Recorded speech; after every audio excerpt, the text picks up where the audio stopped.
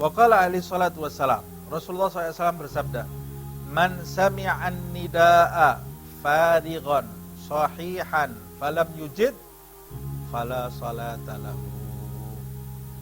Kata Rasulullah SAW, barang siapa mendengar seruan azan farighan, dalam keadaan longgar, tidak ada kesibukan, maksudnya kesibukan yang menjadikan dia udzur gitu ya. Sahihan, dalam keadaan sehat, tidak dalam kondisi sakit, maksudnya sakit yang menjadikan dia tidak bisa pergi menjawab azan tadi. Siapa yang mendengar azan dalam keadaan longgar, dalam keadaan sehat, falam yujib, dan dia tidak menjawab panggilan tadi, fala sholata lahu, maka tidak ada sholat baginya. Tidak ada sholat baginya. Nah, fala sholata lahu ini maksudnya bisa jadi pahala sholatnya sedikit sekali pahala sholatnya. Bisa berarti keinginan dia untuk menyempurnakan sholatnya, mendirikan sholatnya sangat lemah sekali. Bisa berarti keinginan dia untuk akhirat sangat tipis sekali.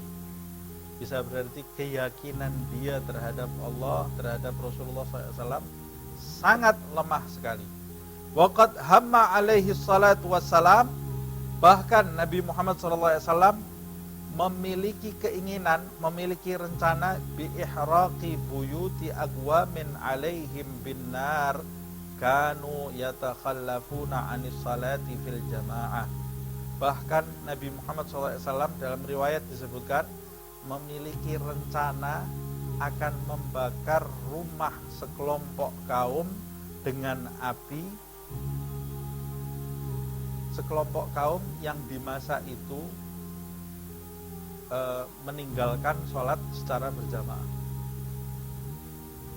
mau dibakar sama Rasulullah SAW. Nah, apa maksudnya mau dibakar ini? Ya karena di masa itu yang tidak sholat orang munafik, mau dibakar rumahnya oleh Rasulullah SAW karena kalau mereka sudah berani meninggalkan sholat berjamaah, meninggalkan panggilan azan, berarti mereka ini betul-betul berani terang-terangan menunjukkan permusuhannya dengan Nabi Muhammad SAW. Nabi kemudian berencana itu tapi tidak dilakukan oleh Rasulullah SAW. Jadi menakut-nakuti mereka ya. Jadi jangan mendengarkan hadis ini besok bakar rumahnya orang kita, enggak. Nah, kalau belajarnya letterlek kayak gitu. Tapi Nabi berencana itu, Nabi menakut-nakuti mereka supaya mereka keluar dari rumahnya tidak malas, karena Nabi menginginkan mereka ini untuk bebas dari sifat-sifat munafik itu, masuk ke masjid sholat bersama Rasulullah SAW walaupun mereka melakukannya dalam kondisi malas-malasan, terpaksa mereka melakukan.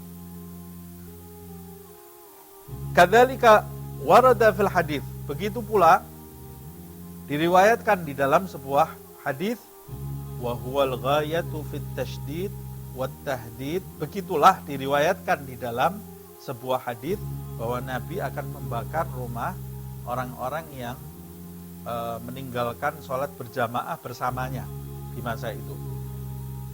Itu hadis ini kata beliau, al-ghayatu fit tasydid wat tahdid liman yatruk sholatal jamaah min ghairi udhrin sahih.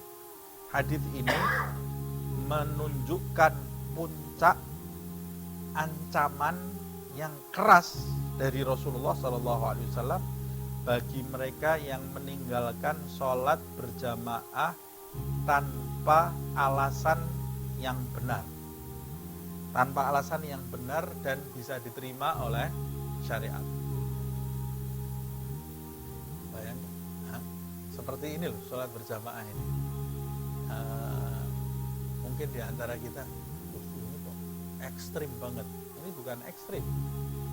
Ini menunjukkan orang yang betul-betul menginginkan Allah Subhanahu wa ta'ala sampai sholat berjamaah ini dibuat ukuran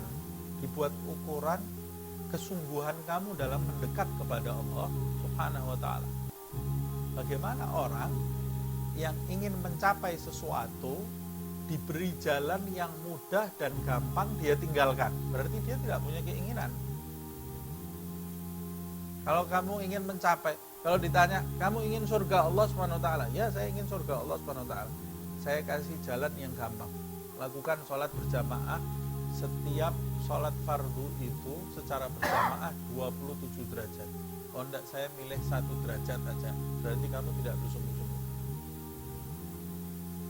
Dan ini dijadikan barometer keyakinan iman kita kepada Allah Subhanahu wa ta'ala dan iman kita kepada ucapan Nabi Muhammad SAW. Nah, karena sholat itu ibadah yang pokok dan nanti hisab kita ini tergantung dari sholat kita, dan sholat itulah yang disebut oleh Rasul Mi'rajul Mu'min, mi'rajnya seorang yang beriman. Keutamaannya sangat penting sekali di dalam agama. Maka kalau tidak ada udzur yang benar, udzur yang bisa diterima, kamu termasuk orang-orang yang berada dalam lingkaran. Kalau hidup di masa Rasulullah, rumah kamu mau dibakar sama Rasulullah. Nah, jadi walaupun Rasulullah tidak bersama kita, tapi kita harus menghindari sifat-sifat orang yang jauh dari Rasulullah SAW dan Allah Subhanahu wa ta'ala di masa lalu. Jangan sampai ada di dalam diri kita. Kalau kita malas sholat berjamaah, berarti kamu termasuk orang yang dulu di masa Rasulullah Nabi mau membakar rumahnya. Yaitu kita tidak harus fokus terhadap kalimat membakar rumahnya itu, tapi ancaman Nabi sangat besar sekali terhadap, kemarahan Nabi sangat besar sekali terhadap orang yang menyepelekan sholat berjamaah.